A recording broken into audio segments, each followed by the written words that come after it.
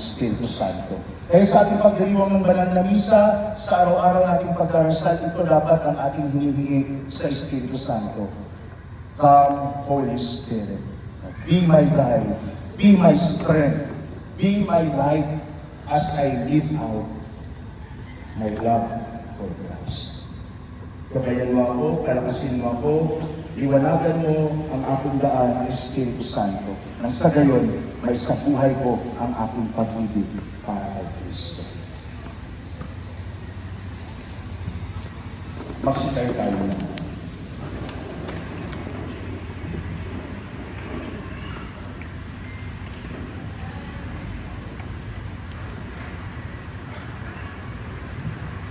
Sa kagalakan ng Pasko ng pagkabuhay, manalangin tayong masgasig mga kapatid kong minamahal.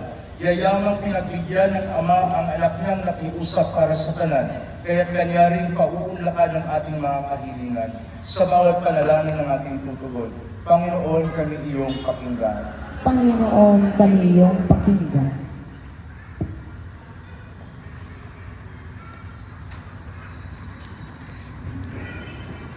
Para sa mga nangangasiwa sa Kristiyanong sambayanan, upang ang tungkulin nila ay kanilang magampanan sa kapakanan ng mga pinagkatiwala sa kanila ng mabuting pastol ng tanan. Manalangin tayo sa Panginoon. Panginoon, kami iyong pakinggan para sa sanlibutan upang mapakinabang ang tanan. Sa kapayapaan si Kristo ang nagbigay. Manalangin tayo sa Panginoon.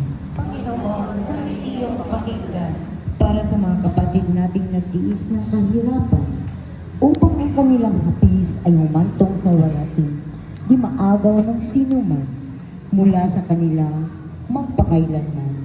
Manalangin tayo sa Panginoon. Panginoon, kami iyong pakinggan para sa ating lahat na ngayon natitipon sa pagdiriwang upang tayo maging mga saksi may pananalig na matibay sa pagkabuhay ni Jesucristo na poon nating mahal. Manalangin tayo sa Panginoon. Panginoon, kami iyong pakinggan.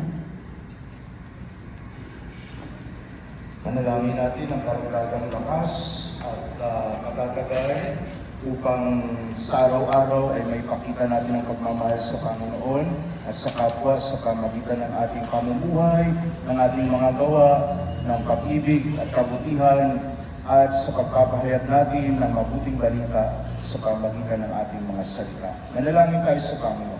Panginoon, kami iyong pakinggan. Pakinggan din natin ang ilan sa mga panalangin ng mga kapatid na narito upang sila ay